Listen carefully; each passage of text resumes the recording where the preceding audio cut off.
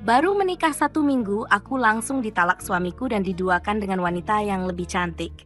Hanya karena wajahku kurang glowing. Namun selang beberapa tahun aku buat suamiku menyesal. Pagi itu, aku masih ingat betapa bahagianya aku ketika bangun di sisi lelaki yang kucintai. Arya, pria yang kini menjadi suamiku, sedang bersiap-siap di depan cermin. Wajahnya yang tampan, senyumnya yang menawan, membuatku yakin bahwa menikah dengannya adalah keputusan terbaik dalam hidupku. Aku tidak menyangka, hanya dalam waktu singkat, segalanya akan berubah. "Sayang, kamu masak apa pagi ini?" Tanyanya sambil mengenakan jam tangan. Aku bergegas ke dapur, menyiapkan sarapan sederhana. Nasi goreng dengan telur mata sapi. Tapi di balik senyumku, aku mulai merasakan sesuatu yang aneh. Arya tidak lagi memanggilku dengan penuh kasih seperti sebelum menikah. Nada suaranya dingin, seolah ada sesuatu yang mengganggu pikirannya. Ketika kami duduk di meja makan, aku mencoba membuka obrolan. "Arya, kamu suka nggak sama nasi gorengnya?" Tanyaku dengan harapan dia akan memujiku seperti biasanya. Arya hanya mengangguk pelan, lalu menatap layar ponselnya. Aku mencoba menahan air mata, berusaha memahami, mungkin dia lelah karena pekerjaan. Tapi hatiku tak bisa membohongi diriku sendiri. Ada sesuatu yang salah. Hari-hari berikutnya terasa seperti berjalan di atas pecahan kaca. Arya semakin sering pulang larut malam. Ketika kutanya, alasannya selalu pekerjaan. Namun, aroma parfum asing yang menempel di bajunya tidak bisa dia sembunyikan dariku. Seminggu setelah pernikahan kami, Arya pulang dengan wajah tegang. Aku duduk di ruang tamu, menunggunya seperti biasa. Namun kali ini dia tidak menyapaku. Dia hanya berdiri di depan pintu, tangannya menggenggam sebuah amplop putih. "Ini untuk kamu," katanya dingin, melemparkan amplop itu ke meja. Tanganku gemetar ketika membukanya. Kata-kata di atas kertas itu menghancurkan duniaku dalam sekejap. "Arya menceraikanku." "Arya, kenapa? Apa salahku?" Tanyaku dengan suara bergetar, air mata mulai mengalir di pipiku. Dia menghela napas panjang, seolah-olah aku adalah beban yang ingin dia lepaskan. "Maaf, Naila, aku nggak bisa. Aku butuh wanita yang lebih. Kamu baik, tapi aku nggak bisa terus berpura-pura." "Lebih apa, Arya? Apa karena aku nggak cantik seperti wanita lain?" Tanyaku, mencoba mencari penjelasan. Arya tidak menjawab, tapi tatapannya cukup untuk menjawab segalanya. Aku tahu dia sudah menemukan seseorang yang lain, seseorang yang mungkin lebih cantik, lebih menarik, dan lebih sempurna, setidaknya di matanya. Arya berbalik, menghindari mataku yang dipenuhi air mata. Dia berjalan ke kamar, mengambil koper yang sudah dia persiapkan entah sejak kapan. Aku hanya bisa berdiri di ruang tamu, tubuhku gemetar. Setiap langkah yang dia ambil terasa seperti pukulan. "Maaf, Naila, aku harap kamu bisa mengerti," ucapnya, tanpa menoleh. "Mengerti? Bagaimana aku bisa mengerti?" Aku mencintainya, menyerahkan segalanya untuk pernikahan ini, dan dalam 1 minggu dia menghancurkannya. Hanya 1 minggu. Pintu rumah tertutup. Aku terduduk di lantai, menangis sampai suara parau. Amplop putih itu masih ada di atas meja, menjadi simbol bagaimana hidupku yang semula penuh harapan kini berubah jadi kehancuran. Tidak ada orang yang aku bisa hubungi. Aku malu. Semua teman dan keluargaku tahu betapa aku mencintai Arya dan betapa bahagianya aku saat menikah dengannya. Sekarang, apa yang harus aku katakan? Aku menghabiskan malam itu dalam kegelapan, memeluk lututku di lantai. Pikiranku terus berputar, mencoba memahami apa yang salah denganku. Apakah benar hanya karena wajahku yang tidak glowing? Apakah karena aku tidak secantik wanita-wanita yang dia lihat di media sosial? Hari-hari setelah itu menjadi neraka. Semua orang bertanya-tanya, apa yang terjadi dengan pernikahanku? Pertanyaan demi pertanyaan seperti pisau yang mengiris hati. Aku mencoba tersenyum, mengatakan bahwa aku baik-baik saja, tapi setiap malam aku kembali menangis sendirian di kamar. Rumah yang seharusnya menjadi tempat kami memulai keluarga, sekarang terasa kosong dan penuh luka. Sementara itu, kabar tentang Arya dan wanita barunya mulai tersebar. Dia tidak lagi berusaha menyembunyikannya. Aku melihat foto-foto mereka di media sosial, menghadiri pesta, makan malam di restoran mahal, terlihat bahagia. Wanita itu memang cantik, dengan kulit wajah yang mulus dan tubuh sempurna. Aku menatap cermin, melihat bayanganku sendiri. Mata bengkak, kulit kusam, rambut yang tidak tertata. Aku membenci diriku sendiri. Namun di tengah kegelapan itu, ada sesuatu yang perlahan berubah dalam diriku. Aku mulai merasa lelah menjadi korban. Jika Arya memilih meninggalkanku karena penampilanku, maka aku akan menunjukkan padanya bahwa aku lebih dari itu. Aku akan membuktikan bahwa kebahagiaanku tidak tergantung pada pria yang mengkhianatiku. Aku mulai bangkit. Hari pertama terasa berat. Aku mendaftar ke pusat kebugaran, meskipun tubuhku terasa lemas. Aku mendatangi klinik kecantikan, sesuatu yang selama ini selalu aku anggap tidak perlu. Aku belajar merawat diriku, sesuatu yang sebelumnya aku abaikan karena terlalu sibuk berusaha menyenangkan Arya. Aku bekerja lebih keras di kantorku, membangun karier yang selama ini tertunda. Setiap langkah kecil yang aku ambil terasa seperti kemenangan. Aku tidak lagi membiarkan bayangan Arya menghantui hidupku. Waktu berlalu, dan perlahan aku mulai melihat perubahan. Wajahku bersinar, tubuhku lebih bugar, dan yang terpenting, aku merasa lebih percaya diri. Aku tidak lagi menangis setiap malam. Aku mulai tersenyum, menikmati hidupku yang baru. Hingga suatu hari, takdir mempertemukanku lagi dengan Arya. Dia datang ke sebuah acara yang aku hadiri, terlihat terkejut melihatku. Aku bisa melihat matanya tidak bisa berpaling dariku. Wanita yang berdiri di sampingnya tidak lagi terlihat seperti ancaman. Untuk pertama kalinya, aku merasa menang.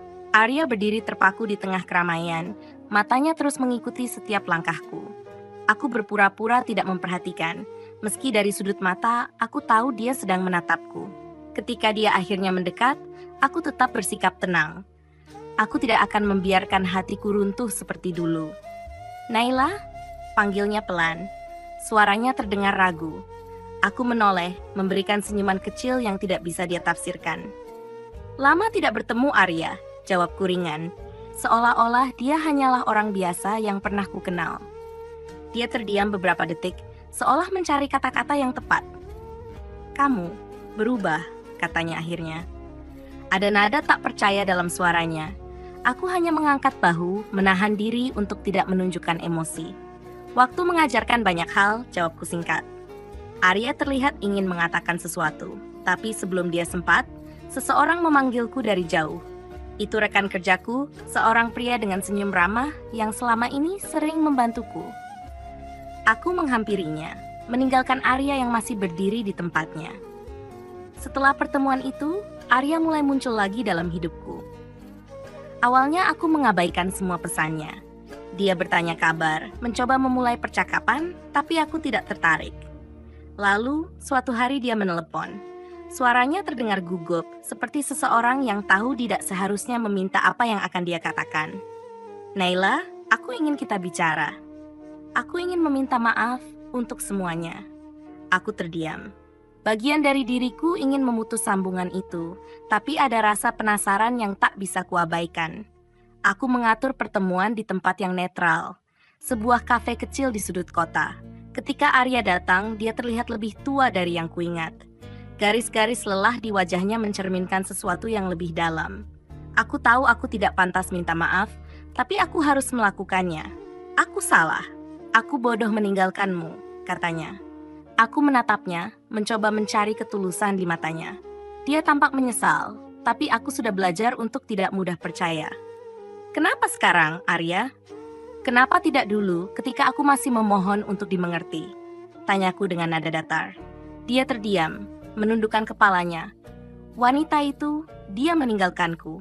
Aku menyadari bahwa aku kehilangan sesuatu yang jauh lebih berharga, katanya akhirnya. Aku tertawa kecil meski tanpa humor. Jadi, kamu kembali karena kamu tidak punya pilihan lain. Arya menggeleng. Bukan begitu. Aku sadar aku mencintaimu, Naila. Aku butuh kamu. Kata-katanya membuat hatiku berdesir. Tapi aku tidak bisa membiarkan diriku terjatuh ke perangkap yang sama. Aku sudah terlalu jauh melangkah untuk kembali. Aku menatap Arya dengan tatapan yang tidak lagi dipenuhi rasa sakit atau dendam. Arya, aku sudah memaafkanmu, tapi aku tidak bisa kembali. Aku bukan lagi wanita yang dulu kamu tinggalkan. Aku bahagia dengan hidupku sekarang, dan aku tidak akan mengorbankan itu untuk siapapun. Arya terdiam. Aku bisa melihat kekecewaan di wajahnya. Tapi ini bukan tentang dia. Ini tentang diriku. Aku bangkit dari kursi, mengambil tas, lalu menatapnya untuk terakhir kalinya. Selamat tinggal, Arya. Aku meninggalkan Arya di sana, duduk sendirian di kafe dengan ekspresi penuh penyesalan. Rasanya seperti beban berat yang selama ini mengikatku akhirnya lepas. Tapi anehnya, aku tidak merasa puas. Bukan karena aku masih mencintainya, melainkan karena penyesalannya tidak berarti apa-apa lagi bagiku. Hari-hari berikutnya, aku melanjutkan hidup seperti biasa. Aku semakin fokus pada diriku, pada pekerjaan, dan pada kebahagiaanku. Hidupku tidak lagi dipenuhi oleh bayangan masa lalu, tapi Arya tidak menyerah. Dia mengirimkan bunga, pesan, dan bahkan mencoba bertemu denganku di tempat kerja. Semua usahanya hanya kutanggapi dengan dingin. Aku tidak marah, tapi aku juga tidak akan membuka pintu yang sudah kututup rapat. Lalu suatu hari, di tengah kesibukanku, sebuah undangan datang ke mejaku. Itu dari Arya. Dia mengundangku ke acara pembukaan restoran barunya. Undangan itu disertai dengan catatan kecil. Aku ingin menunjukkan padamu bahwa aku bisa berubah, sama seperti kamu. Tolong beri aku kesempatan untuk memperbaiki segalanya, meski hanya sebagai teman. Aku mempertimbangkannya lama. Bagian dari diriku merasa dia tidak pantas mendapatkan perhatian lagi. Tapi bagian lain merasa ini adalah kesempatan terakhir untuk menutup bab ini dengan damai. Aku memutuskan untuk datang. Ketika aku tiba di acara itu, suasananya meriah. Restoran itu dipenuhi orang-orang yang terlihat antusias. Arya menyambutku dengan senyum, tapi aku bisa melihat kegugupan di matanya. Aku hanya tersenyum tipis, memberikan sapaan sopan. Aku tidak ingin terlihat sombong, tapi juga tidak ingin memberinya harapan. Kami berbicara sebentar, lebih seperti dua orang kenalan lama. Arya berbicara tentang perjalanannya membangun restoran ini, tentang bagaimana dia mencoba memulai kembali setelah semua yang dia lalui. Dia juga meminta maaf lagi, kali ini tanpa ada embel-embel permohonan untuk kembali. Hanya permintaan maaf yang tulus. Aku menghargainya, tapi aku tahu tidak ada yang bisa mengubah keputusan yang sudah kubuat. Saat aku hendak pergi, Arya memanggilku. Naila, terima kasih sudah datang. Aku tahu aku sudah kehilangan kesempatan untuk membuatmu bahagia. Tapi aku benar-benar berharap kamu mendapatkan kebahagiaan yang layak untukmu. Aku menatapnya, dan untuk pertama kalinya aku merasa bahwa Arya akhirnya mengerti. Bukan tentang mencoba kembali, bukan tentang memperbaiki hubungan, tapi tentang menerima konsekuensi dari keputusannya sendiri. Aku mengangguk pelan sebelum berjalan keluar, meninggalkan masa lalu yang akhirnya benar-benar bisa kututup. Waktu berlalu, dan aku merasa hidupku semakin tenang. Karierku semakin berkembang, aku dikelilingi oleh orang-orang yang tulus mendukungku, dan aku bahkan mulai membuka hati untuk seseorang yang baru. Tapi yang paling penting, aku menyadari bahwa kebahagiaan sejati tidak pernah bergantung pada orang lain. Itu datang dari dalam diriku sendiri ya. Beberapa bulan setelah pertemuan terakhir dengan Arya, kehidupanku benar-benar terasa seperti bab baru yang segar. Aku mulai sering menghadiri acara-acara sosial, membangun koneksi baru, dan mengembangkan bisnis kecil yang selama ini hanya menjadi hobi, mendesain pakaian. Aku ingin membuktikan bahwa aku bukan lagi Naila yang dulu. Aku adalah versi terbaik dari diriku, tanpa embel-embel kesedihan dari masa lalu. Hari itu, aku sedang sibuk mempersiapkan peluncuran koleksi pakaian pertamaku. Studio kecilku dipenuhi kain, pola, dan tumpukan katalog. Rekan-rekan kerja membantuku mempersiapkan acara besar yang tinggal beberapa minggu lagi. Aku merasa hidupku benar-benar bermakna, penuh gairah, dan tidak ada ruang untuk hal-hal yang membuatku terpuruk. Namun, hidup selalu punya caranya sendiri untuk menguji ketenangan seseorang. Di tengah kesibukan itu, seorang tamu tak terduga muncul di depan pintu studionya. Arya. Wajahnya tampak lebih letih dibanding terakhir kali aku bertemu dengannya. Kali ini dia tidak membawa bunga atau permintaan maaf. Dia hanya berdiri di sana, tangan kosong, dengan tatapan yang penuh keraguan. "Apa yang kamu lakukan di sini, Arya?" Tanyaku, mencoba tetap tenang meski hati sedikit bergejolak. Aku tidak marah, tapi kehadirannya terasa seperti lembaran lama yang kembali dibuka. "Aku dengar kamu akan meluncurkan koleksi pakaian." "Aku ingin bilang aku bangga padamu, Naila," katanya pelan. Aku terdiam, ada nada kejujuran dalam suaranya yang sulit kuabaikan. Tapi aku sudah tahu apa yang harus kulakukan. Aku tidak akan membiarkan masa lalu kembali menguasai hidupku. "Terima kasih, Arya. Tapi aku tidak butuh pengakuanmu untuk merasa bangga pada diriku sendiri," jawabku sambil mencoba tidak terdengar terlalu dingin. Dia mengangguk, seolah-olah dia sudah menduga aku akan berkata seperti itu. "Aku tahu, aku hanya ingin melihatmu sukses. Aku tahu aku tidak punya hak untuk berada di sini, tapi aku ingin mengatakan bahwa aku benar-benar menyesal." Aku menarik napas panjang, lalu mengangguk pelan. "Penyesalan itu milikmu, Arya. Aku harap kamu bisa memaafkan dirimu sendiri, seperti aku sudah memaafkanmu sejak lama." Dia menatapku, matanya berkaca-kaca, lalu berbalik dan pergi. Aku berdiri di sana, menyaksikan sosoknya menghilang di balik pintu. Untuk pertama kalinya, aku merasa benar-benar bebas. Bebas dari rasa sakit, bebas dari harapan palsu, dan bebas dari bayangan masa lalu. Hari peluncuran koleksi pakaianku tiba. Aula besar yang kusewa penuh dengan tamu, dari rekan bisnis hingga media. Aku berdiri di belakang panggung, menyaksikan para model berjalan di atas runway dengan mengenakan desain-desainku. Tepuk tangan memenuhi ruangan, dan untuk pertama kalinya dalam hidupku, aku merasa semua perjuanganku terbayar. Ketika aku berjalan ke atas panggung untuk memberikan pidato, aku melihat wajah-wajah yang mendukungku, teman-teman, keluarga, dan bahkan beberapa orang asing yang terpukau dengan karyaku. Tapi satu wajah menarik perhatianku. Di sudut ruangan, berdiri seorang pria yang selama ini diam-diam mendukungku. Pria yang menjadi bagian dari timku, yang selalu ada ketika aku membutuhkan seseorang untuk berbicara. Setelah acara selesai, dia menghampiriku dengan senyum hangat. "Naila, aku tahu ini bukan waktu yang tepat, tapi aku ingin bilang sesuatu." Aku mengangguk, menatapnya dengan rasa ingin tahu. "Apa itu?" Dia terdiam sejenak, lalu berkata dengan nada penuh kejujuran, "Aku bangga padamu, dan kalau kamu mengizinkan, aku ingin menjadi bagian dari hidupmu, lebih dari sekadar rekan kerja." Aku terkejut, tapi tidak menolaknya.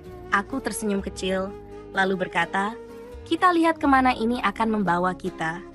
Hidup tidak lagi tentang Arya, tentang masa lalu, atau tentang pembuktian. Hidupku adalah tentang diriku sendiri, tentang kebahagiaan yang kutemukan, dan tentang perjalanan yang terus berlanjut." Setelah acara peluncuran koleksi pakaianku, hidup terasa seperti mimpi yang menjadi kenyataan. Pesanan terus berdatangan, namaku mulai dikenal di dunia fashion, dan aku merasa segalanya berjalan sesuai dengan rencana. Tapi kehidupan, seperti biasa, selalu punya cara untuk menghadirkan kejutan, baik dan buruk. Suatu hari, ketika aku sedang sibuk di studio, sekretarisku, Dita, masuk dengan wajah tegang. "Kak Naila, ada seseorang yang ingin bertemu. Katanya ini penting." Aku mengangkat alis, bingung siapa yang akan datang tanpa janji terlebih dahulu. "Siapa?" tanyaku sambil melipat kertas desain yang sedang kukerjakan. Dita tampak ragu lalu menjawab, "Dia bilang dia istri Arya." Aku terdiam. "Istri? Bukankah Arya pernah bilang wanita itu meninggalkannya?" Pikiranku langsung dipenuhi berbagai pertanyaan, tapi aku mencoba tetap tenang. Bawa dia masuk. Beberapa saat kemudian, seorang wanita masuk. Dia mengenakan gaun mewah dan riasan sempurna. Kecantikannya benar-benar mencolok, tetapi ekspresinya penuh emosi yang sulit diartikan. "Naila, aku ingin berbicara denganmu," katanya tanpa basa-basi. Suaranya terdengar gemetar, seperti seseorang yang berusaha keras menyembunyikan rasa sakit. Aku mengangguk, mempersilahkannya duduk. "Silakan, apa yang ingin kamu bicarakan?" Dia menarik napas panjang lalu berkata, "Aku tahu ini mungkin terdengar aneh, tapi aku butuh bantuanmu. Arya, dia masih mencintaimu." Kata-kata itu membuatku terdiam sejenak. Aku menatapnya, mencoba memahami maksud di balik permintaannya. "Maaf, tapi aku tidak mengerti. Apa yang sebenarnya kamu inginkan dariku?" Dia menggigit bibirnya, jelas merasa tertekan. "Arya tidak pernah berhenti membicarakanmu. Bahkan setelah aku menikah dengannya, dia terus menyebut namamu. Aku tahu dia menyesal meninggalkanmu, tapi aku tidak bisa hidup dengan bayang-bayangmu. Aku ingin kamu bicara padanya, membuatnya sadar bahwa dia harus melanjutkan hidup. Aku lelah menjadi istri yang selalu dibandingkan denganmu." Kata-katanya seperti cambuk yang memukulku. Aku tidak pernah berniat menjadi bagian dari hidup Arya lagi, apalagi mengganggu pernikahannya. Aku sudah lama melepaskan Arya. Aku tidak tahu apa yang ada di pikirannya, tapi aku tidak punya alasan untuk terlibat lagi. Ini adalah urusan kalian, bukan urusanku. Wanita itu menundukkan kepala, matanya berkaca-kaca. "Aku mohon, Naila. Aku mencintainya. Aku tahu dia salah, tapi aku ingin mempertahankan pernikahan kami. Aku tidak tahu harus berbuat apa lagi." Aku menghela napas panjang. "Aku mengerti perasaanmu, tapi aku tidak bisa membantu. Satu-satunya orang yang bisa menyelesaikan ini adalah Arya sendiri. Bicaralah dengannya, minta dia untuk memilih dan menghormati pilihan itu." Wanita itu menatapku dengan penuh harap, tapi aku tetap pada pendirianku. Setelah dia pergi, aku merasa cemas. Aku sudah menutup bab Arya dalam hidupku, tapi kenapa dia masih saja mencoba kembali? Apa dia tidak sadar bahwa segala sesuatu yang telah dihancurkannya tidak bisa diperbaiki begitu saja? Tidak lama setelah kejadian itu, konflik baru muncul dari arah yang sama sekali tidak kuduga. Salah satu klien besar yang memesan koleksiku menuduhku menjiplak desain. Tuduhan itu mulai menyebar di media sosial, membuat namaku tercoreng. Aku tahu tuduhan itu tidak benar, tapi membuktikan diriku tidak bersalah bukanlah hal yang mudah. Aku mulai menerima pesan-pesan bernada negatif, bahkan beberapa kontrak kerja dibatalkan. Aku merasa semua kerja keras yang telah kulakukan selama ini berada di ambang kehancuran. Di saat seperti ini, aku benar-benar diuji. Tapi aku tidak bisa mundur. Aku menyewa seorang pengacara, mengumpulkan semua bukti desain asliku dan memutuskan untuk melawan. Di tengah perjuangan ini, aku mulai melihat siapa saja yang benar-benar mendukungku dan siapa yang hanya ada di sisiku saat aku berada di puncak. Sementara itu, Arya kembali menghubungiku. Kali ini dia memohon untuk bertemu, mengatakan bahwa dia ingin menjelaskan sesuatu yang penting. Aku menolak, tapi Arya tidak menyerah. Dia bahkan menghubungi rekan-rekanku, mencoba mencari tahu keberadaanku. Kehadirannya semakin mengganggu, dan aku mulai merasa bahwa konflik ini tidak hanya tentang masa laluku dengannya, tetapi juga tentang bagaimana dia mencoba merusak stabilitas hidupku yang baru. Di saat yang bersamaan, pria yang selama ini mendukungku, yang mulai menjadi bagian penting dalam hidupku, mulai merasa frustrasi dengan situasi ini. "Naila, kamu harus mengambil keputusan. Arya tidak akan berhenti kalau kamu terus membiarkannya berada di orbitmu." "Aku tidak pernah membiarkannya," bantahku. "Dia yang terus datang ke hidupku tanpa aku inginkan." "Tapi kamu juga tidak mengambil tindakan tegas. Jika kamu benar-benar ingin melindungi dirimu, kamu harus menutup pintu itu rapat-rapat. Bahkan jika itu berarti kamu harus menghadapi masalah yang lebih besar." Aku tahu dia benar. Tapi apa yang harus kulakukan? Apapun pilihanku, aku merasa konflik ini belum akan berakhir. Semakin hari, tekanan semakin terasa. Tuduhan plagiarisme itu merusak reputasiku di industri yang baru saja kutapaki. Beberapa klien besar membatalkan pesanan mereka, sementara media sosial dipenuhi komentar miring tentang diriku. Aku tahu ini adalah ujian, tetapi menghadapi semuanya sendirian terasa melelahkan. Di tengah badai itu, Arya kembali muncul. Kali ini dia datang ke studionya tanpa pemberitahuan. Wajahnya kusut, seperti seseorang yang sudah terlalu lama hidup dalam kekacauan. Dia mengetuk pintu dengan keras, mengabaikan tatapan rekan-rekanku yang bingung melihatnya. "Arya, apa yang kamu lakukan di sini?" tanyaku tajam saat membuka pintu. Kita harus bicara, Naila, katanya. Suaranya tegas tapi penuh kegelisahan. Aku sudah bilang aku tidak mau bicara denganmu lagi. Pergilah, balasku dingin. Tapi Arya tidak bergerak. Dia berdiri di sana, menatapku dengan mata yang penuh permohonan. Ini penting. Tolong hanya 5 menit saja, pintanya. Aku menghela napas, merasa ini adalah keputusan buruk. Tapi daripada dia membuat keributan lebih besar, aku memutuskan untuk mendengarkannya. Aku mengajaknya masuk ke ruang kerjaku, memastikan pintu tertutup rapat agar tidak ada yang mendengar. Ada apa, Arya? Tanyaku tanpa basa-basi. Dia duduk, mengusap wajahnya dengan tangan. Aku tahu ini semua salahku. Aku tahu aku sudah menghancurkan hidupmu dulu. Tapi sekarang, aku merasa hidupku sendiri sedang hancur. Pernikahanku berantakan. Aku mencoba memperbaikinya, tapi aku tidak bisa. Aku sadar. Aku tidak pernah benar-benar melupakanmu. Kata-katanya membuatku marah. Aku berdiri, menatapnya dengan tatapan tajam. Jangan pernah berpikir untuk membawa aku kembali ke dalam kekacauanmu. Hidupku sudah cukup sulit tanpa kamu terus muncul dan membuat segalanya lebih rumit. Arya terlihat terluka, tapi aku tidak peduli. Aku melanjutkan. Apa kamu sadar? Apa yang kamu lakukan sekarang bukan hanya menyakitiku, tapi juga istrimu. Jika kamu benar-benar ingin menebus kesalahanmu, berhentilah mengganggu hidupku. Dia terdiam, menunduk. Tapi sebelum dia bisa mengatakan apa-apa, ponselku berdering. Itu pengacaraku. Aku mengangkat telepon, meninggalkan Arya yang masih duduk di sana.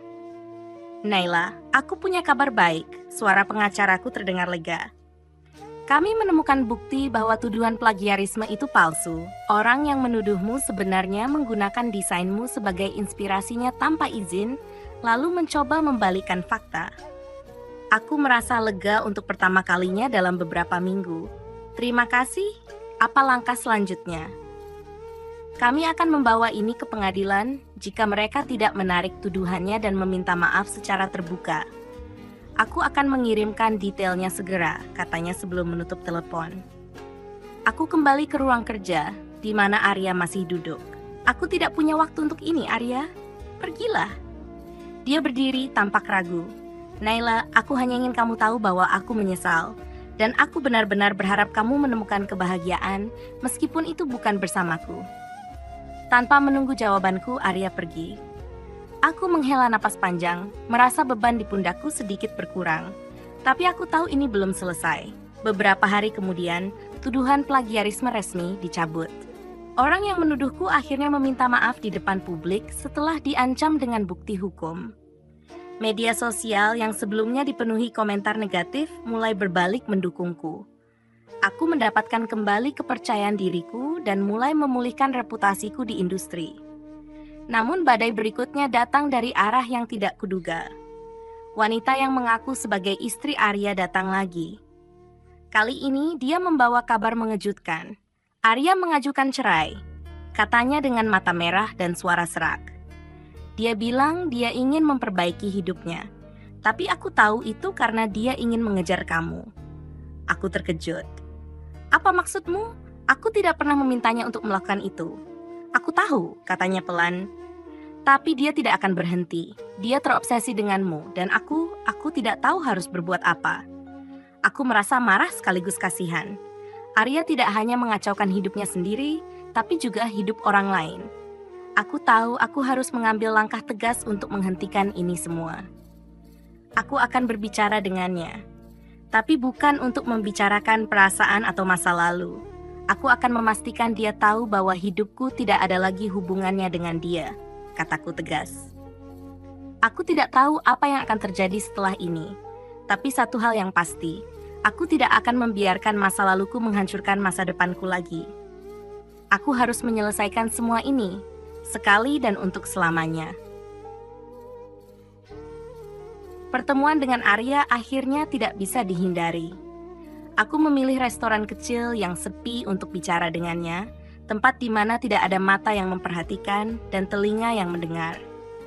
Aku tiba lebih dulu, duduk dengan gelas kopi yang tidak kusentuh. Jantungku berdegup kencang, bukan karena cinta, tapi karena amarah yang selama ini kutahan. Arya datang dengan wajah yang penuh harap, namun terlihat lelah. Dia berjalan ke arahku dengan langkah ragu, lalu duduk tanpa berkata apa-apa. Aku memulai pembicaraan tanpa basa-basi. Kenapa kamu tidak bisa berhenti, Arya?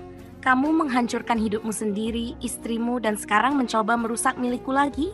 Tanyaku. Nadaku dingin, tapi tegas. Dia menatapku dengan mata yang dipenuhi penyesalan. Aku tidak bisa melupakanmu, Naila. Tidak peduli seberapa keras aku mencoba, bayanganmu selalu ada. Aku sadar aku salah, tapi aku tidak tahu bagaimana cara melanjutkan hidup tanpa kamu. Kata-katanya menyakitkan, bukan karena aku masih mencintainya, tapi karena egoismenya begitu nyata. Arya, kamu tidak mencintaiku. Kamu mencintai apa yang tidak bisa kamu miliki. Itu bukan cinta, itu obsesi.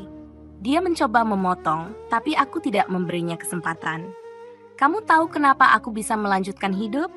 Karena aku memutuskan untuk berdamai dengan kenyataan. Aku tidak hidup untuk masa lalu Arya. Kamu harus melakukan hal yang sama. Arya terdiam, bibirnya bergetar, matanya mulai berkaca-kaca. Aku sudah mencoba, Naila. Tapi tidak ada yang seperti kamu. Tidak ada yang bisa membuatku merasa hidup seperti kamu. Aku menghela napas panjang, mencoba menahan emosi yang mulai memuncak. Itu masalahmu, Arya. Bukan tugasku untuk memperbaiki hidupmu. Aku sudah cukup menderita karena keputusan egoismu dulu. Sekarang, kamu tidak punya hak untuk menyeretku ke dalam kekacauanmu lagi. Aku tahu aku salah, Arya berbisik. Suaranya nyaris tak terdengar, tapi aku hanya ingin satu kesempatan lagi. Aku sudah berpisah dari istriku.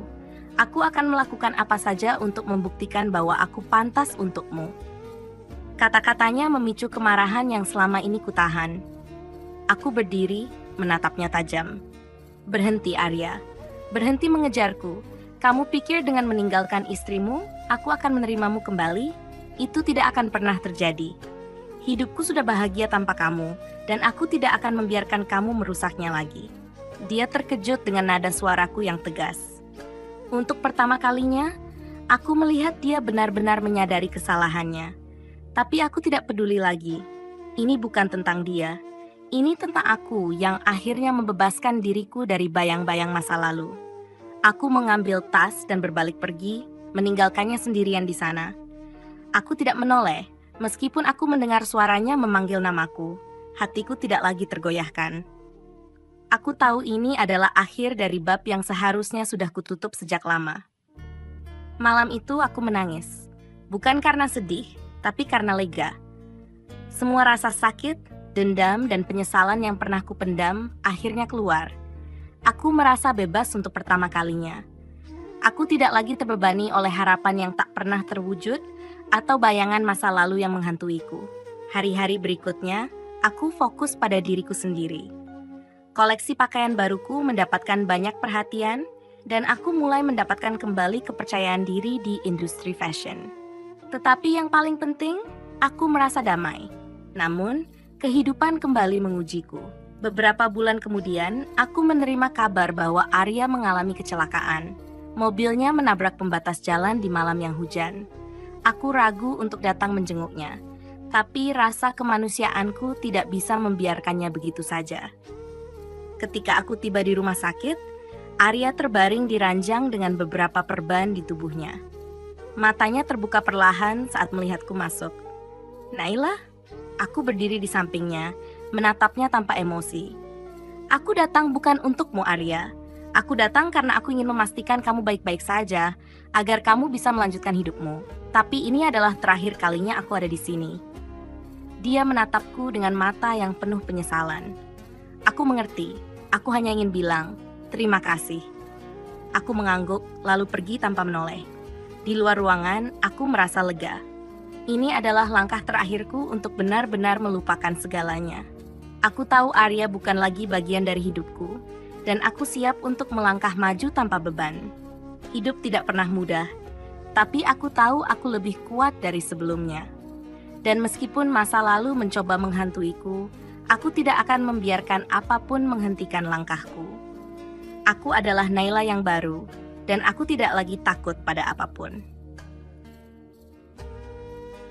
Beberapa minggu setelah kunjunganku ke rumah sakit, hidupku kembali stabil. Arya tidak lagi mencoba menghubungiku. Aku mendengar dari salah satu kenalanku bahwa dia akhirnya pindah keluar kota untuk memulai hidup baru.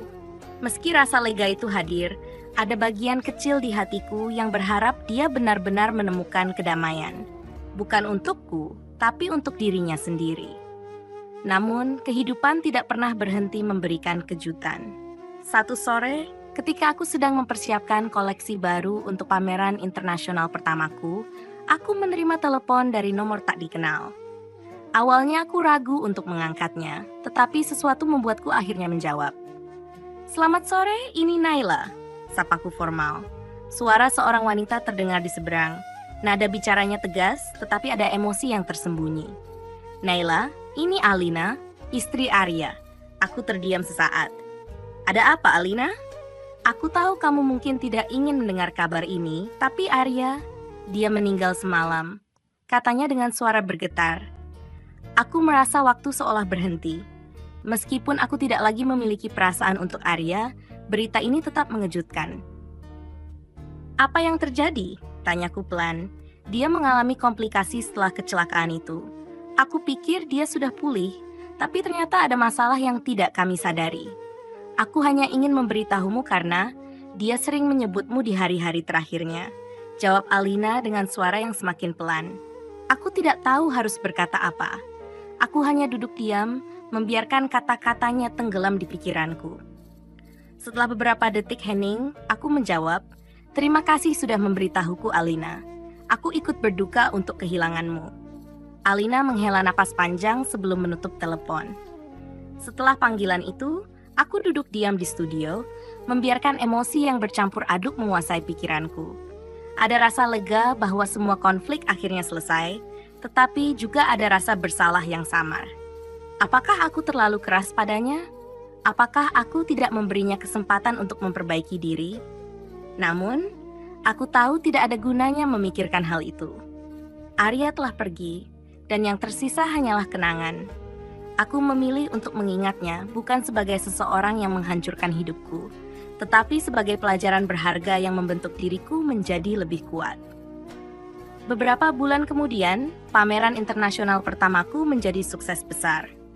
Koleksiku dipuji oleh kritikus dan mendapatkan perhatian dari media global.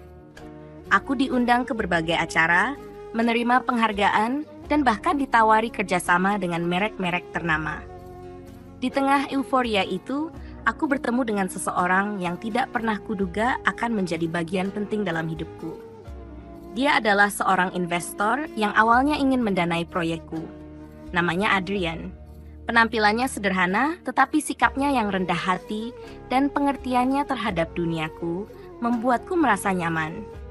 Kami mulai bekerja sama dan dari sana, hubungan kami perlahan berkembang. Adrian bukan hanya pendukung dalam pekerjaanku, tetapi juga seseorang yang membantuku melihat hidup dengan sudut pandang baru. Dia tidak pernah mencoba mengubahku, tetapi selalu ada untuk mendukungku apapun yang terjadi. "Kenapa kamu begitu percaya padaku?" tanyaku suatu malam ketika kami sedang makan malam bersama. Adrian tersenyum, menatapku dengan mata yang penuh kehangatan.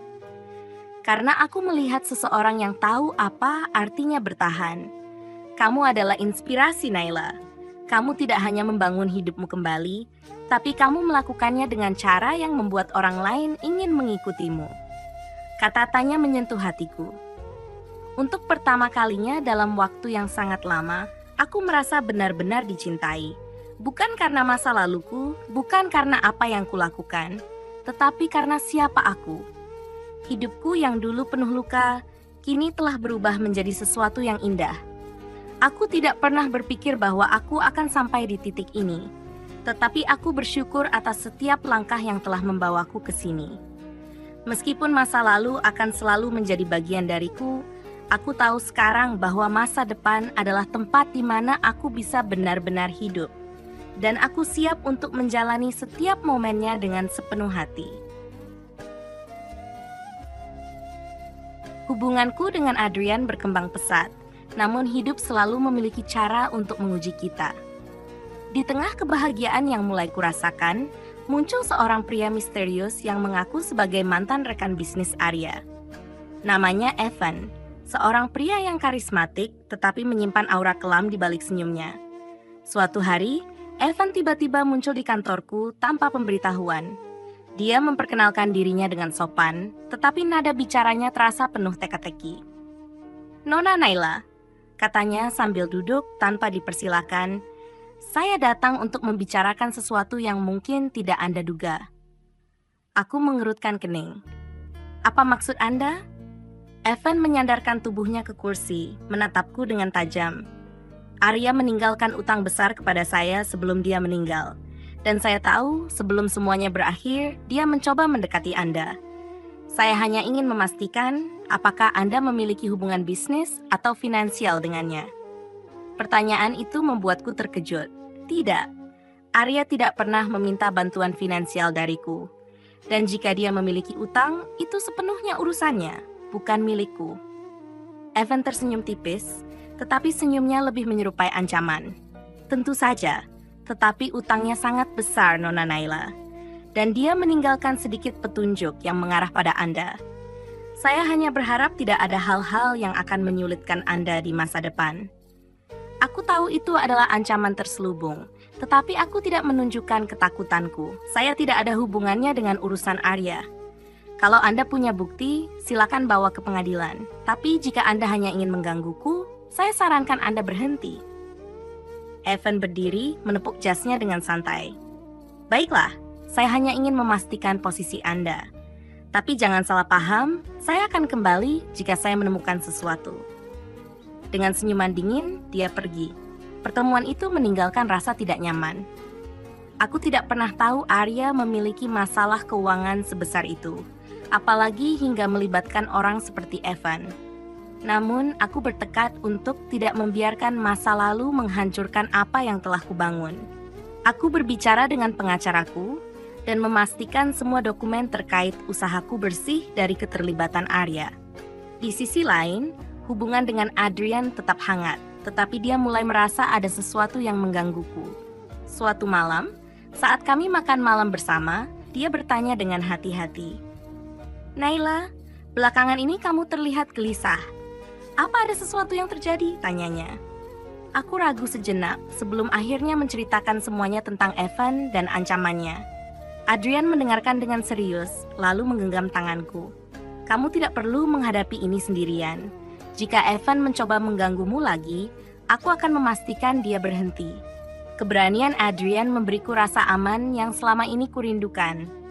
Namun, aku tahu Evan bukan orang yang mudah dihadapi. Beberapa hari kemudian, dia muncul lagi. Kali ini membawa dokumen yang membuatku benar-benar kejut. "Arya memalsukan tanda tangan Anda di beberapa perjanjian," katanya sambil menyerahkan dokumen itu. "Dan sayangnya, ini membuat Anda terlihat memiliki keterlibatan langsung dalam utangnya." Tanganku gemetar saat membaca dokumen itu. Tanda tangannya memang sangat mirip dengan milikku, tetapi aku tahu itu palsu. "Ini tidak mungkin, saya tidak pernah menandatangani ini." Evan mengangkat bahu dengan ekspresi puas. "Mungkin begitu, tapi hukum tidak melihat niat, Nona Naila. Hanya bukti. Dan bukti ini tidak berpihak pada Anda. Aku tahu ini adalah masalah besar. Aku segera menghubungi pengacaraku dan memulai proses hukum untuk membuktikan bahwa dokumen itu palsu. Namun, langkah ini membuka kembali luka lama. Nama Arya kembali mencuat di media dan aku menjadi sorotan lagi. Kali ini sebagai mantan istri yang diduga terlibat dalam skandal utang. Di tengah badai itu, Adrian menunjukkan betapa besar dukungannya. Dia tidak hanya membantuku secara emosional, tetapi juga menggunakan koneksinya untuk membantuku membersihkan namaku. Bersama-sama, kami mengumpulkan bukti bahwa tanda tangan itu palsu dan bahwa Aryalah yang sebenarnya bertanggung jawab atas utang tersebut. Namun, konflik dengan Evan tidak berhenti di situ. Dia mulai menyebarkan desas-desus tentangku, mencoba merusak reputasiku di industri. Aku tahu ini adalah ujian lain, dan aku bertekad untuk tidak membiarkan siapapun meruntuhkan apa yang telah kubangun. Saat pengadilan akhirnya membuktikan bahwa aku tidak bersalah dan bahwa tanda tangan itu memang palsu, aku merasa beban besar terangkat dari pundakku. Evan dipaksa untuk menarik semua tuduhannya, Tetapi aku tahu dia belum benar-benar menyerah. Dia pergi dengan ancaman terakhir. Kita lihat saja, Naila. Dunia ini kecil, kita pasti akan bertemu lagi. Namun kali ini aku tidak takut. Aku tahu siapa diriku, dan aku tahu aku tidak sendiri. Adrian berdiri di sampingku, mendukungku setiap langkah, dan aku lebih siap dari sebelumnya untuk menghadapi apapun yang datang di masa depan. Aku telah belajar bahwa kekuatan sejati bukan hanya tentang bertahan, tetapi juga tentang bangkit dan terus melangkah, bahkan ketika masa lalu mencoba menarikku kembali. Setelah pertempuran hukum yang panjang, akhirnya aku kembali bisa menghirup udara segar. Semua tuduhan yang ditujukan padaku, baik yang berkaitan dengan plagiarisme maupun utang-utang yang ditinggalkan oleh Arya, berhasil aku atasi. Nama baikku yang sempat tercemar kini kembali pulih, dan bisnis fashionku pun mulai mendapatkan kepercayaan lebih dari klien-klien besar. Namun, meskipun banyak hal yang berubah menjadi lebih baik, aku tetap merasa ada sesuatu yang belum sepenuhnya selesai. Rasa kosong yang ada dalam diriku belum sepenuhnya hilang. Aku tidak tahu apakah itu karena bayang-bayang masa lalu, atau karena ada bagian dari diriku yang masih takut untuk benar-benar membuka hati lagi, bahkan setelah segala yang terjadi. Tapi di sisi lain, ada Adrian yang selalu ada di sana, menjadi penopang yang kuat untukku, dan dengan segala cara dia menunjukkan bahwa dia mencintaiku tanpa syarat. Namun, seiring berjalannya waktu, ketenangan itu kembali diuji. Aku mulai merasakan ada yang aneh dalam sikap Adrian. Dia semakin sering terlihat gelisah dan cemas, seolah ada sesuatu yang mengganggunya. Aku tidak tahu apa yang terjadi, tetapi aku bisa merasakannya. Ada jarak yang terbentuk di antara kami, dan aku tahu ini bukan hanya karena kesibukan pekerjaan. Suatu malam, ketika kami duduk bersama di balkon apartemenku, aku memutuskan untuk membuka pembicaraan. Adrian, kataku, mencoba memecahkan ketegangan yang ada sesuatu yang mengganggumu. Aku bisa merasakannya. Apa itu? Dia menghela napas panjang, menundukkan kepalanya. Ada keraguan di matanya, dan aku bisa melihat betapa beratnya untuknya mengungkapkan apa yang ada dalam pikirannya. Naila, aku tidak tahu bagaimana menjelaskan ini. Aku tidak ingin kamu merasa terbebani, katanya, suaranya terdengar gugup. Tapi ada sesuatu tentang masa lalu aku yang belum pernah aku ceritakan. Sesuatu yang bisa mengubah segalanya. Aku terkejut. Apa maksudmu? Dia terdiam, kemudian mengangkat kepalanya dan menatapku dengan tatapan serius. Aku tidak hanya seorang investor atau pengusaha. Aku juga terlibat dalam dunia yang gelap, Naila. Dunia yang tidak ingin aku kembali lagi. Tapi kenyataannya, masa lalu itu tidak bisa aku tinggalkan begitu saja. Ada orang-orang yang masih mengincarku, dan aku takut kalau itu bisa mengancam kita. Aku terdiam mendengar pengakuannya. Adrian, kenapa kamu tidak pernah memberitahuku tentang ini sebelumnya? Tanyaku dengan suara pelan, lebih kepada diriku sendiri daripada kepada Adrian. Dia menghela napas. Aku tidak ingin membebanmu dengan masa lalu yang buruk. Aku tahu kamu sudah cukup melewati banyak hal untuk bisa hidup damai. Tapi aku tidak bisa berbohong lagi. Aku merasa terperangkap dalam hidupku sendiri. Dan aku takut kalau kamu tahu tentang hal ini, kamu akan pergi. Aku merasakan dadaku sesak. Semua yang telah kami lewati bersama terasa begitu rapuh. Namun aku tahu aku tidak bisa lari begitu saja. Adrian membutuhkan aku, dan aku tahu bahwa aku harus berdiri di sampingnya. Meskipun bayang-bayang masa lalu itu mengancam untuk merusak segalanya. Apa yang harus kita lakukan, Adrian? Tanyaku, berusaha untuk tetap tenang. Kita bisa menghadapi ini bersama, kan?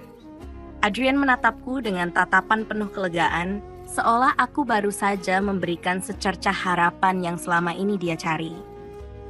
Aku tidak tahu. Aku benar-benar berharap bisa melindungimu dari semua ini.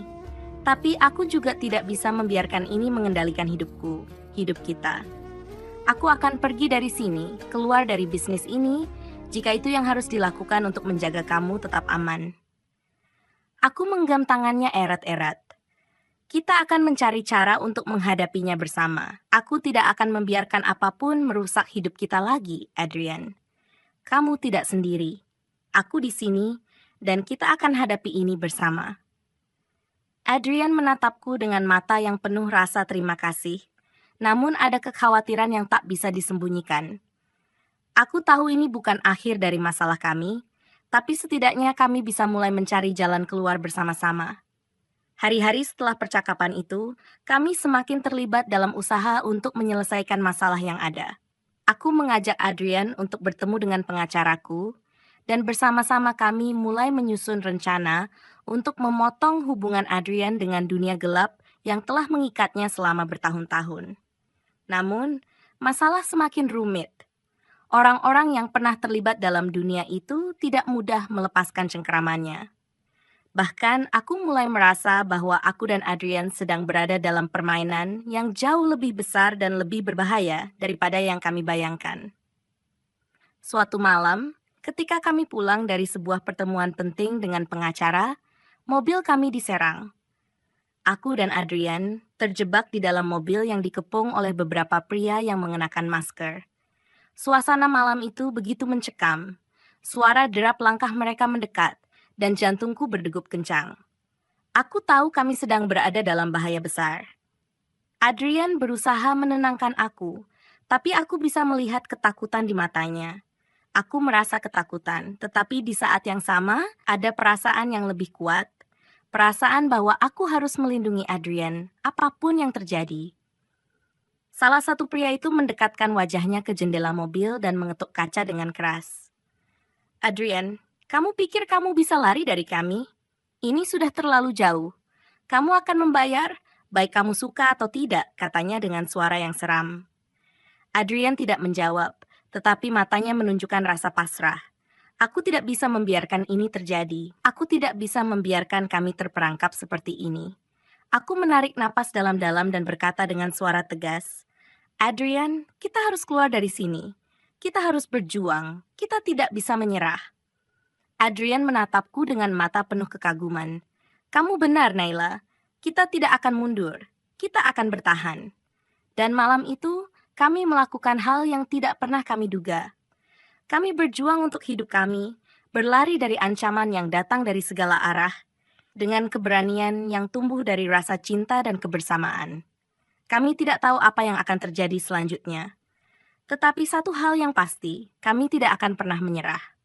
Keberanian kami untuk melawan, meskipun dalam ketakutan, adalah awal dari sebuah babak baru dalam hidup kami. Kami tahu bahwa, meskipun masa depan penuh ketidakpastian, kami akan menghadapinya bersama. Kami berlari secepat mungkin, kaki kami hampir tidak menyentuh tanah. Udara malam yang dingin semakin menambah tekanan yang kami rasakan. Suara langkah kaki yang mengerikan semakin mendekat. Aku bisa merasakan detak jantungku yang semakin cepat. Sementara Adrian berada di depanku, menjaga agar kami tidak terpisah. Saat kami hampir mencapai jalan utama, sebuah mobil hitam mendekat dengan cepat. Pintu mobil terbuka, dan seorang pria tinggi dengan jaket hitam keluar. Wajahnya tertutup masker. Dengan tenang, dia mengangkat tangan, mengarahkannya ke kami, sambil menatap dengan tajam. Apa yang kalian coba lakukan? Suaranya dingin, penuh ancaman. Adrian menghentikan langkahnya dan menarikku ke belakang. Kalian tidak akan menghalangi kami, jawab Adrian dengan tegas. Pria itu mengangkat alis. Oh, kami tidak menghalangi kalian, tapi kalian akan segera mengerti kenapa kalian harus berhenti. Aku merasakan ketegangan yang hampir tak tertahankan. Mata pria itu tajam, penuh perhitungan.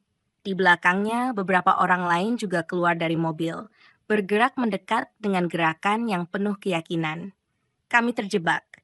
Aku tidak ingin masalah dengan kalian, kata Adrian berusaha tetap tenang. Apa yang kalian inginkan? Pria itu tersenyum dingin, senyum yang membuat seluruh tubuhku merinding. Kami tidak ingin apa-apa, hanya ingin kalian berhenti melawan. Aku tidak tahu harus berkata apa. Ada sesuatu dalam suara pria itu yang membuatku merasa bahwa kami tidak akan bisa melarikan diri begitu saja. Tapi, aku tidak ingin Adrian merasa sendirian. Kami harus melawan, apapun yang terjadi. Aku meraih tangan Adrian, berbisik dengan cepat. Kita tidak bisa menyerah begitu saja. Adrian menatapku, wajahnya serius. Dia tahu kami tidak bisa mundur. Kamu benar, katanya dengan suara rendah. Kita harus keluar dari sini, apapun yang terjadi. Tapi sebelum kami bisa bergerak lebih jauh, satu dari pria itu melangkah maju dan menghalangi jalan kami. Dia mengangkat tangan, menunjukkan senjata yang sudah dipegang erat. Adrian berdiri tegak, namun wajahnya menunjukkan kekhawatiran yang jelas. Jangan coba-coba, katanya berusaha menjaga jarak. Pria itu hanya tertawa pelan. Kalian tidak punya pilihan lain selain mengikuti kami. Namun, tepat pada saat itu, aku mendengar suara yang mengejutkan. Mobil patroli polisi datang dengan sirene yang meraung, melaju ke arah kami. Semua orang yang menghalangi jalan kami terlihat panik, berlari untuk menyelamatkan diri. Aku hampir tidak percaya apa yang aku lihat. Keberuntungan sepertinya berpihak pada kami. Mobil-mobil polisi berhenti dengan cepat, memblokir jalan mereka.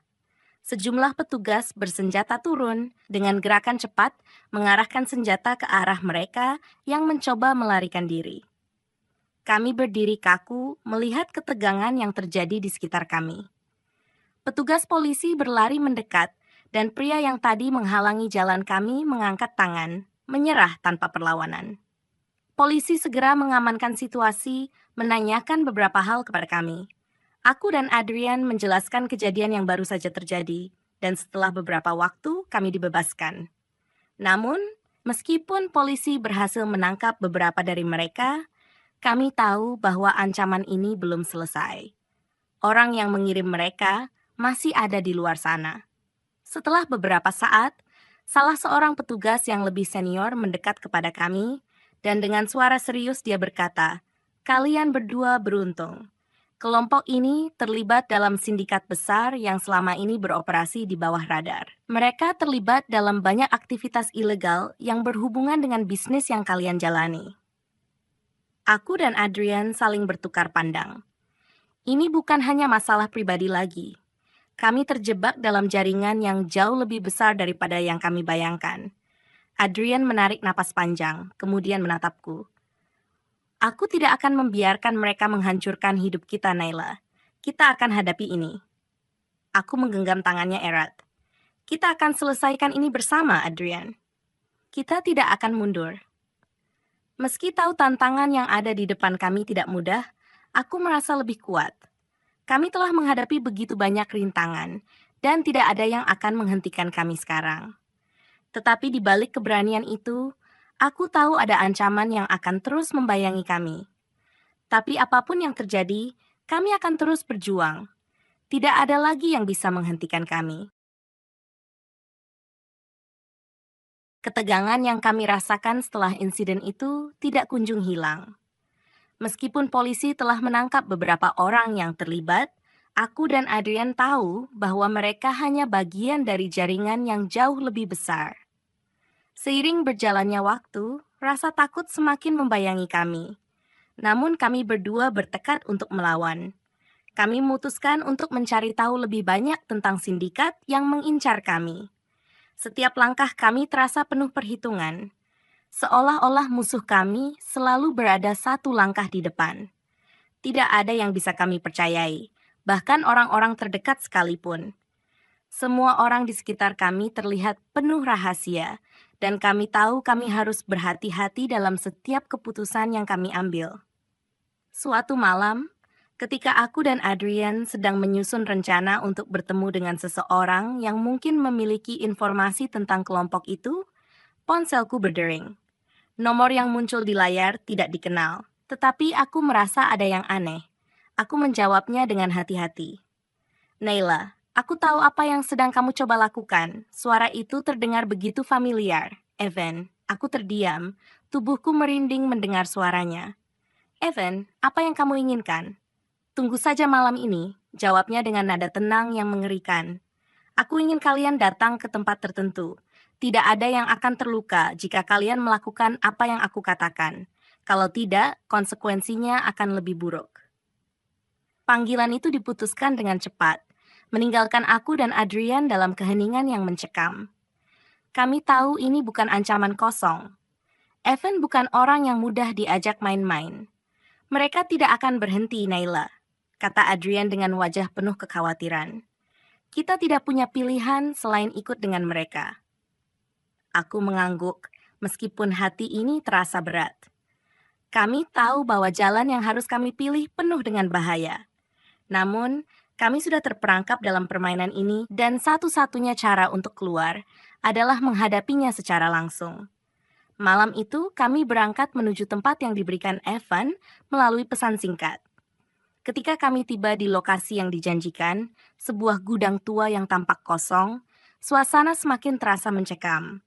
Semua lampu di sekitar tempat itu mati. Hanya ada cahaya bulan yang menyinari jalan setapak yang kami lewati. Jangan biarkan dirimu lengah, bisikku pada Adrian, meskipun aku sendiri merasa ketakutan. Kami berjalan perlahan memasuki gudang itu. Setiap langkah kami menambah rasa gelisah yang menggantung di udara. Di dalam, hanya ada bayang-bayang yang bergerak di antara tumpukan barang-barang lama. Aku tidak tahu apa yang sedang menunggu kami di sana, tetapi kami harus terus maju. Tiba-tiba, suara langkah berat terdengar dari belakang. Kami berbalik, dan terlihat sosok Evan yang datang dengan beberapa orang bersenjata yang mengelilinginya. Dia tersenyum sinis saat melihat kami, seolah merasa kemenangan sudah di tangan. "Selamat datang Adrian dan Naila," katanya dengan suara tenang namun mengancam. "Aku berharap kalian sudah siap menghadapi apa yang akan datang. Tidak ada jalan keluar sekarang." Adrian menatapnya dengan tajam. "Kenapa kami? Apa yang sebenarnya kalian inginkan dari kami?" Evan mengangkat bahu dengan acuh. "Aku tidak ingin apa-apa lagi dari kalian, tapi organisasi ini ingin memastikan bahwa tidak ada jejak yang tertinggal. Kalian sudah cukup berbahaya dengan informasi yang kalian miliki. Kalian terlalu mencampuri urusan yang bukan tempat kalian." Aku merasa tubuhku menjadi kaku, namun aku tahu kami tidak bisa mundur sekarang. "Kalian tidak bisa terus seperti ini, Evan. Jika kalian merasa takut akan kami, itu hanya berarti kalian sudah terjebak dalam permainan yang lebih besar," kataku, mencoba menunjukkan sedikit keberanian. Evan menggelengkan kepalanya. "Kalian tidak mengerti. Ini bukan tentang takut, ini tentang menghapus semua yang bisa menghancurkan kami." Saat itu, aku merasa udara menjadi lebih tebal, semakin sulit untuk bernapas. Tiba-tiba, sebuah suara keras terdengar dari luar gudang.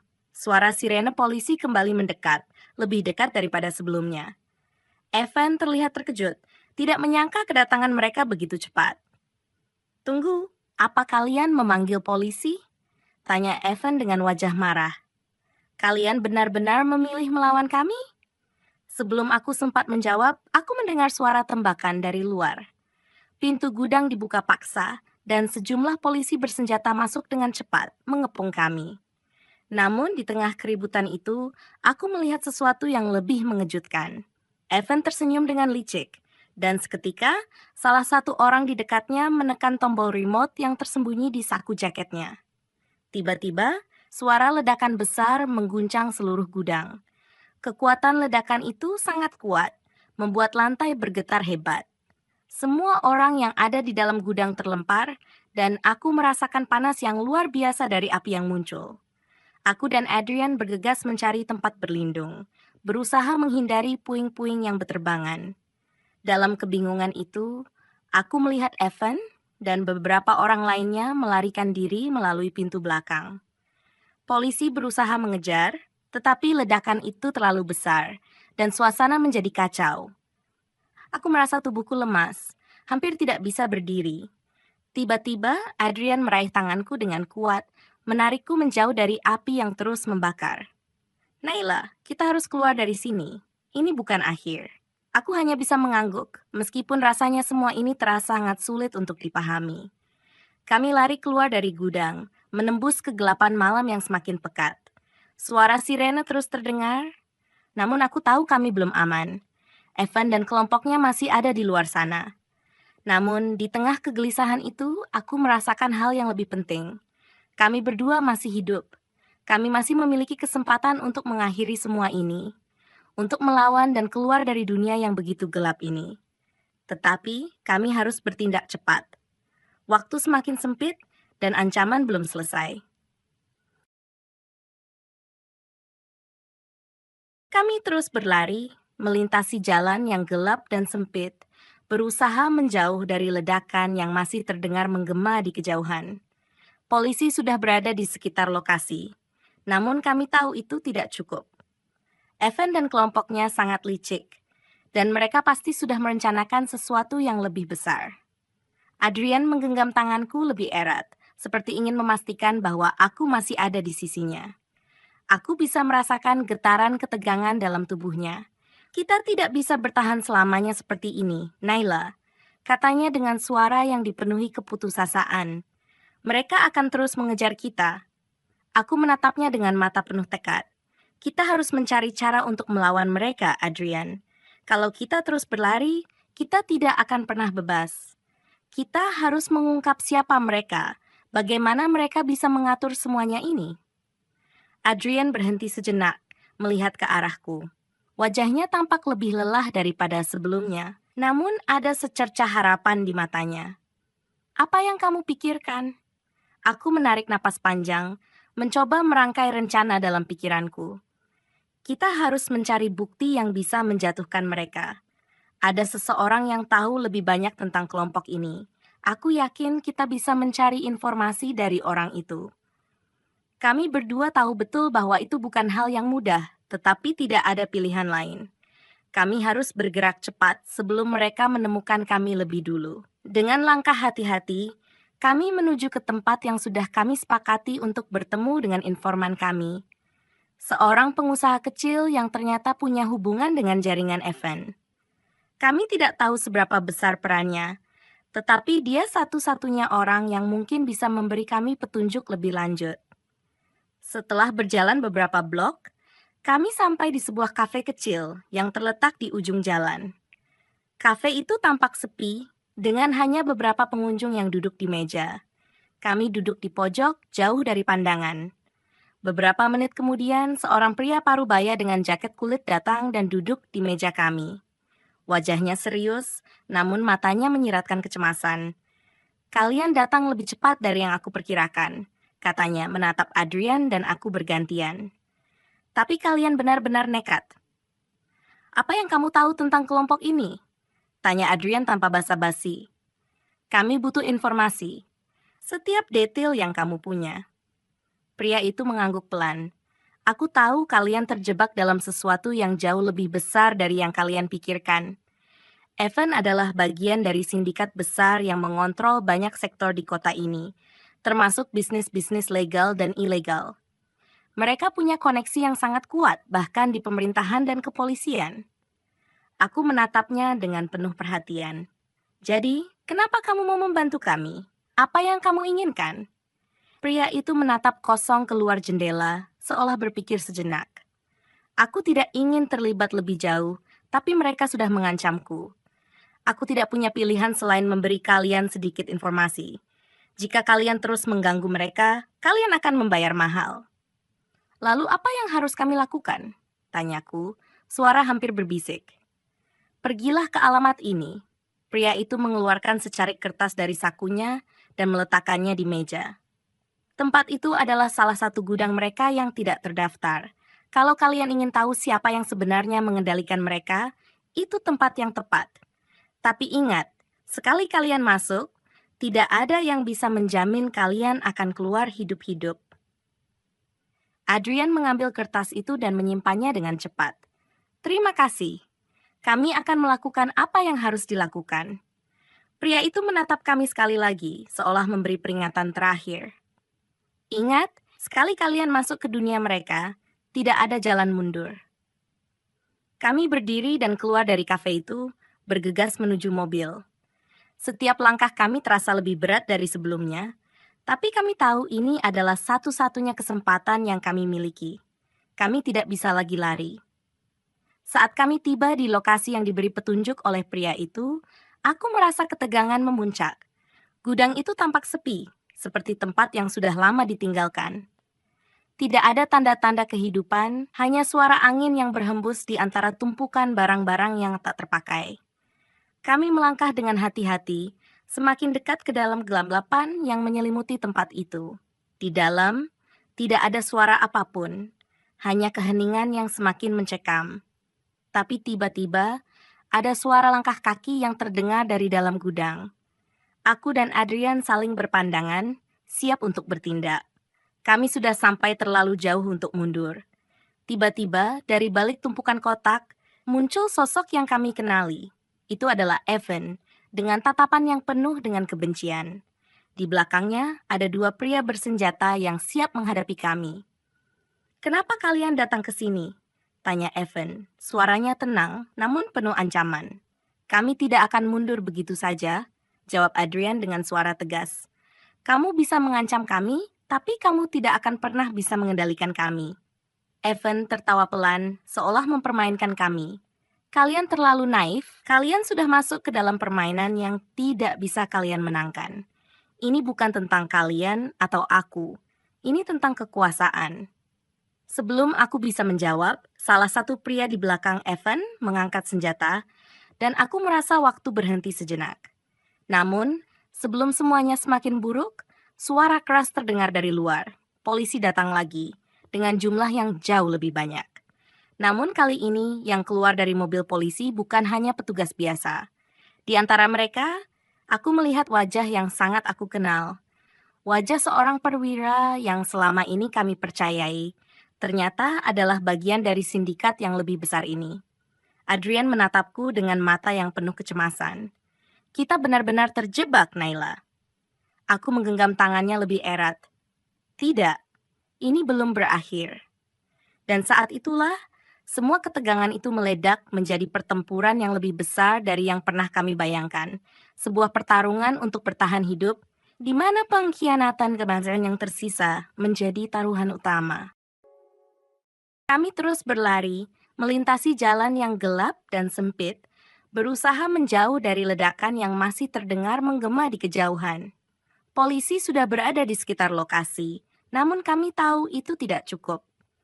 Evan dan kelompoknya sangat licik, dan mereka pasti sudah merencanakan sesuatu yang lebih besar.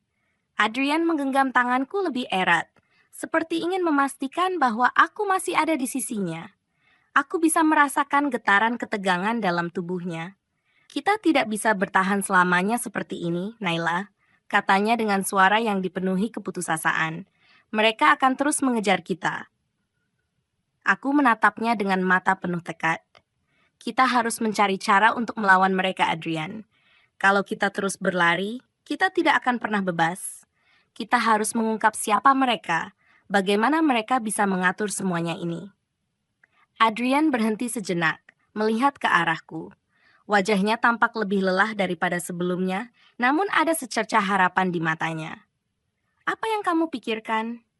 Aku menarik napas panjang, mencoba merangkai rencana dalam pikiranku.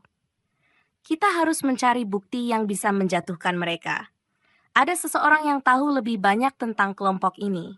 Aku yakin kita bisa mencari informasi dari orang itu." Kami berdua tahu betul bahwa itu bukan hal yang mudah, tetapi tidak ada pilihan lain.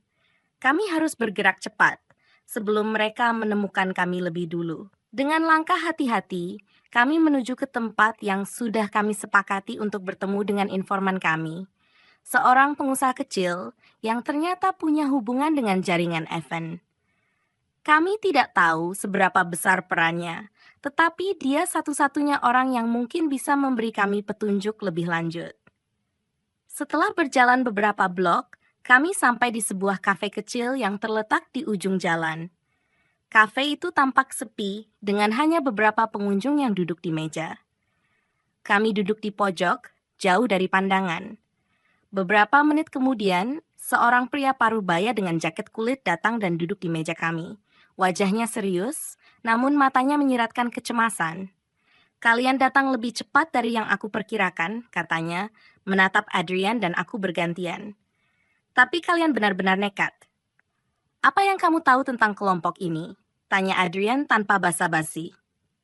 "Kami butuh informasi, setiap detail yang kamu punya." Pria itu mengangguk pelan. "Aku tahu kalian terjebak dalam sesuatu yang jauh lebih besar dari yang kalian pikirkan. Evan adalah bagian dari sindikat besar yang mengontrol banyak sektor di kota ini, termasuk bisnis-bisnis legal dan ilegal. Mereka punya koneksi yang sangat kuat, bahkan di pemerintahan dan kepolisian. Aku menatapnya dengan penuh perhatian. Jadi, kenapa kamu membantu kami? Apa yang kamu inginkan? Pria itu menatap kosong keluar jendela, seolah berpikir sejenak. Aku tidak ingin terlibat lebih jauh, tapi mereka sudah mengancamku. Aku tidak punya pilihan selain memberi kalian sedikit informasi. Jika kalian terus mengganggu mereka, kalian akan membayar mahal. Lalu apa yang harus kami lakukan? Tanyaku, suara hampir berbisik. Pergilah ke alamat ini. Pria itu mengeluarkan secarik kertas dari sakunya dan meletakkannya di meja. Tempat itu adalah salah satu gudang mereka yang tidak terdaftar. Kalau kalian ingin tahu siapa yang sebenarnya mengendalikan mereka, itu tempat yang tepat. Tapi ingat, sekali kalian masuk, tidak ada yang bisa menjamin kalian akan keluar hidup-hidup. Adrian mengambil kertas itu dan menyimpannya dengan cepat. Terima kasih, kami akan melakukan apa yang harus dilakukan. Pria itu menatap kami sekali lagi, seolah memberi peringatan terakhir. Ingat, sekali kalian masuk ke dunia mereka, tidak ada jalan mundur. Kami berdiri dan keluar dari kafe itu, bergegas menuju mobil. Setiap langkah kami terasa lebih berat dari sebelumnya. Tapi kami tahu ini adalah satu-satunya kesempatan yang kami miliki. Kami tidak bisa lagi lari. Saat kami tiba di lokasi yang diberi petunjuk oleh pria itu, aku merasa ketegangan memuncak. Gudang itu tampak sepi, seperti tempat yang sudah lama ditinggalkan. Tidak ada tanda-tanda kehidupan, hanya suara angin yang berhembus di antara tumpukan barang-barang yang tak terpakai. Kami melangkah dengan hati-hati, semakin dekat ke dalam kegelapan yang menyelimuti tempat itu. Di dalam, tidak ada suara apapun, hanya keheningan yang semakin mencekam. Tapi tiba-tiba, ada suara langkah kaki yang terdengar dari dalam gudang. Aku dan Adrian saling berpandangan, siap untuk bertindak. Kami sudah sampai terlalu jauh untuk mundur. Tiba-tiba, dari balik tumpukan kotak, muncul sosok yang kami kenali. Itu adalah Evan dengan tatapan yang penuh dengan kebencian. Di belakangnya ada dua pria bersenjata yang siap menghadapi kami.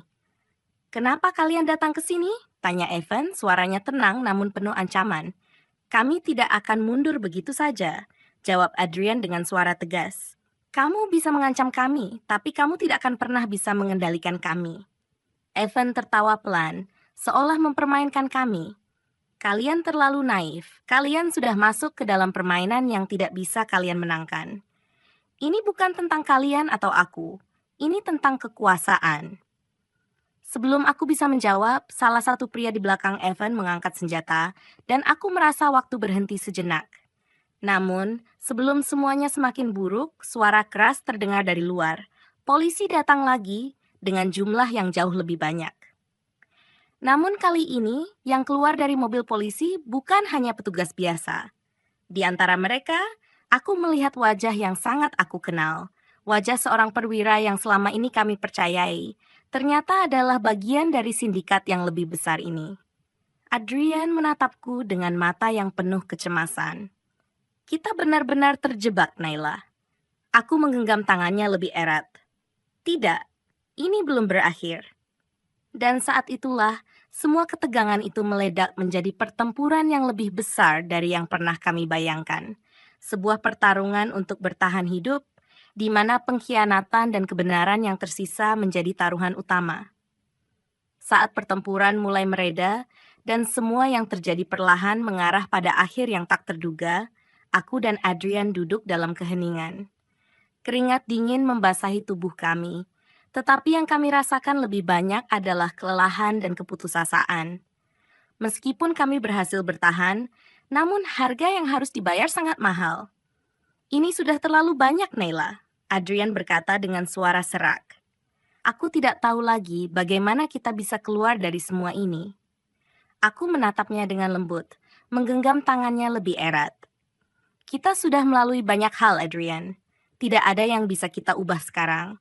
Yang penting adalah kita terus berjuang. Kita tidak bisa menyerah." Adrian menundukkan kepala seolah merenung. "Aku menyesal, Naila. Aku seharusnya lebih berhati-hati. Aku tidak ingin kamu terlibat dalam semua ini. Aku tersenyum tipis. Kita tidak bisa kembali ke masa lalu, Adrian. Semua yang terjadi sudah terjadi. Yang bisa kita lakukan sekarang adalah melanjutkan hidup kita dengan lebih bijaksana. Kami duduk berdua memandang langit yang mulai gelap, seperti menyadari bahwa pertempuran yang paling besar masih akan datang.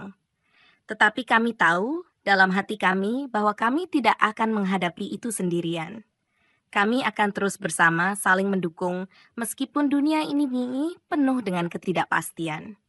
Sebagai penutup, aku ingin mengingatkan bahwa dalam hidup ini tidak ada perjalanan yang sempurna. Kita seringkali dihadapkan pada pilihan-pilihan sulit dan tantangan yang membuat kita meragukan diri sendiri.